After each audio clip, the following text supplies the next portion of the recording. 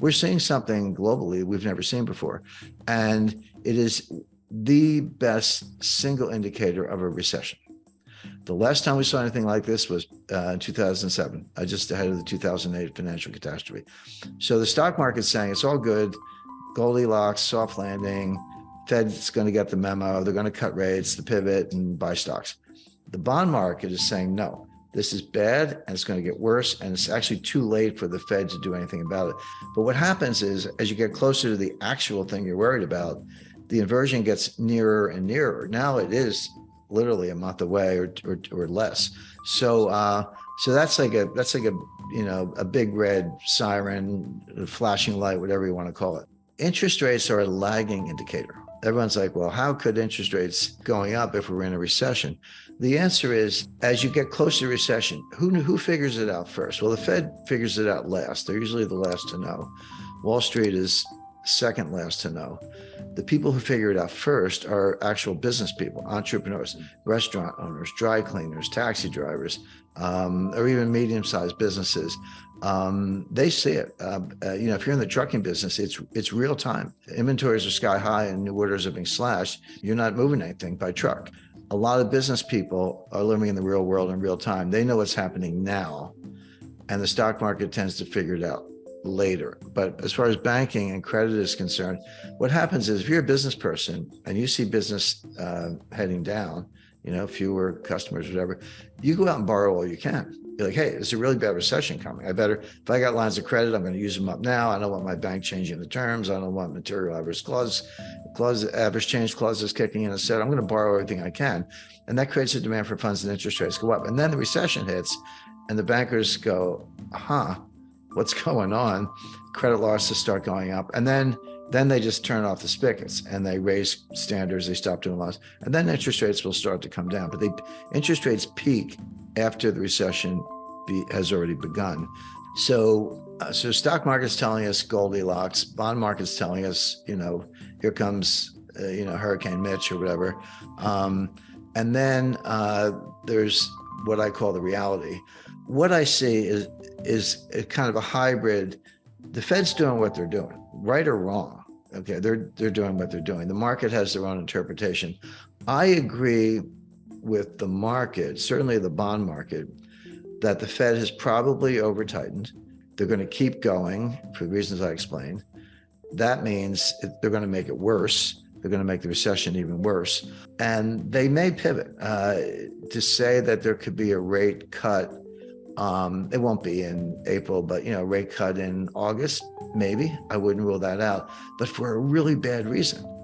In other words, if the Fed cuts rates, which they may, the pivot may be real. It's not because they engineered a soft landing and Goldilocks and everything. Oh, that's just right. It's because they screwed up as usual, as they've been doing since 1913. They over-tightened. They didn't look at the forward indicators I described, and they found out too late. Then they have to slam on the brakes or take the foot off the brake, if you will, in terms of rate hikes, and then pivot. And we've seen this movie before. This is exactly what happened in 2018. I mean, I don't know. Attention spans seem to be short these days, but it wasn't that long ago. Go back and look at a chart, any stock index chart from October 1st, 2018 to December 24th, 2018, less than 3 months. The stock market dropped 20%. I mean, it's like 19.9 or something on the Dow, so maybe not technically a bear market, but yeah, what's the difference? It dropped 20%, culminating in the Christmas Eve massacre, December 24th, 2018, when it dropped. I think NASDAQ dropped like 3% in one day. Now, here's the point. The Fed was tightening into that collapse. The Fed tightened on December 16th, 2018, only like 8 days before the Christmas Eve massacre, and after most of the 20% collapse had already happened. They tightened one last time. So what it shows you is that when the Fed's on a mission, they actually don't care about the stock market, this whole, Bernanke put and Greenspan put and all that. That's not how it works. They don't care that much about the stock market level. Here's what they do care about. They care about disorderly markets. And that's the key word. It's not, if stocks are going down, but it's, kind of little, 0.5% a day, 1% a day, trending down, lower highs, lower lows, trending down. The Fed doesn't care about that. They're not going to bail out the stock market. They do care if it's disorderly. When was it disorderly? Well, March 2020, at the worst part of the pandemic. It dropped like 30% in like 2 or 3 weeks. The fall of 2008, I mean, it was like somebody opened a trap door. The Fed does care about that because that kind of disorderly behavior can feed on itself and end up in a 1929 type scenario. So the Fed will get the memo, as I put it, stop raising rates and begin cuts when the markets are disorderly, but not just because they're going down. So there may be a pivot, in late August, or July thereabouts, but not because of Goldilocks, but because it's not a soft landing, it's a crash landing. But real quick, I guess, let's stick on the recession just for 1 second, because there's the, bad recessions generally come along with a lot of job losses. Do you see, given that this recession could be worse than most are expecting right now, there being, wide-scale layoffs of the sort we've seen in some of the bad previous recessions like 08, like 01? The answer is yes. First of all, we're seeing it already. I don't match the company to the exact number, but layoffs on order of magnitude 10,000 to 20,000 terminated employees at Google, Amazon, Facebook, and other tech names. It affects other sectors as well, but tech in particular has engaged in a massive series of layoffs. And so people go, well, wait a second, how come it hasn't shown up in the unemployment numbers? Because the unemployment rate is it's around 3.5, 3.6, I don't know the exact number. It's right in that neighborhood, 3.5, 3.6. We haven't seen that level of unemployment, that low, that is, since the 1960s. This isn't like, a good year or a good day. This is the lowest since the 1960s. And the Fed is absolutely looking at that. You're right about that, Adam. And they're saying, and of course, they believe in the Phillips curve, which is junk science. But the Phillips curve, for those who are not familiar, says there's an inverse relationship between unemployment and inflation. So if unemployment is high, inflation is low. And if unemployment comes down, inflation goes up. And so if you want to get inflation down, you should expect to bring unemployment up. That's what the Fed believes. What I just said is nonsense. It's not true. It's junk.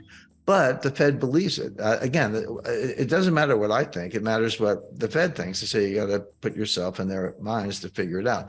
So as far as they're concerned, those kind of unemployment numbers, lowest since the 1960s, that's inflationary. They got to get those numbers up. Now, here's what the Fed is missing, or maybe everybody's missing. When you hear these layoff announcements, people are like, well, if they're laying off, why isn't the unemployment rate going up? Unemployment lags the business cycle. Unemployment is a lagging indicator. When you're an employer, entrepreneur, and you're in any kind of distress, not as many customers walking in the door, you'll do everything you can to avoid laying people off. You'll, be late on the rent. You'll turn down the lights. Find a cheaper laundry, whatever it takes. And then by the time you get around to firing people, you run out of options. Like, I've done everything I can. Now my business is in jeopardy. I have to fire some people. So that, and then combine that with what I just said about severance and, rolling terminations, et cetera. It's a lagging indicator. We know enough right now to know that number's going up this spring. But that's not inconsistent with the fact that we're already in a recession. It's exactly what you would expect, that unemployment's a lagging indicator. Now, having said that, what else is the Fed missing? Well, wages are up 5% on an annualized basis, 5.2% on an annualized basis. I'm like, yeah, and inflation's 7% or 6%. So your real wage just went down 1 or 2 points. Because when the Bureau of Labor Statistics reports those wage numbers, those are nominal numbers. I'm not saying they're fake, but you have to know that they're nominal, and you have to subtract inflation to find out what's happening to real wages. And the answer is real wages have been going down for a couple of years because they runs around 5% annualized, give or take. Sounds like a 5% raise. What do you want? Well, yeah, but with 8-9% inflation, or even 6% inflation, your real wage is going down. So that's not a robust number at all. The Fed, by the way, the Fed wants to make it worse. The Fed agrees that those wage gains are too high. But my point is, in real terms, they're actually going down, but the Fed wants them to go down more. That would be one way to put it. If you get inflation down and wages are constant, then the real wage goes up relative to where it was before. But if you're unemployed, you have no wage. So that's another issue. Now, what the Fed is missing, and it's a long list, but there's something called the labor force participation rate. Now, the labor force participation rate, you just take the number of people working divided by the total working age population. It's all you do. It's not sophisticated. And that number today is around 61%, 61.2, give or take percent. But as recently as 2000, that number was over 70%. And has come down ever since, and it dropped like a stone during 2020, during the pandemic lockdown. Came back a little bit, but not much. The reason it got, first of all, it's never 100%. It shouldn't be. There are legitimate reasons to be working age population not working. You're a homemaker. You're a student. You're an early retiree. Right. You're in the military. Yeah. You're in the, yeah, there's a bunch of perfectly good reasons. So it's never 100%, not even close. But 70 is pretty high and 60 is pretty low. And the trend has been down. So that leaves, relative to kind of a normalized number, that leaves about 8 to 10 million people between the ages of 25 and 54 who are not in the workforce. There's a big untapped labor pool. But if you took that group and threw it into the unemployment numbers, the way the Bureau of Labor Statistics calculates it, unemployment would be about 9%. And that's a depression level of unemployment.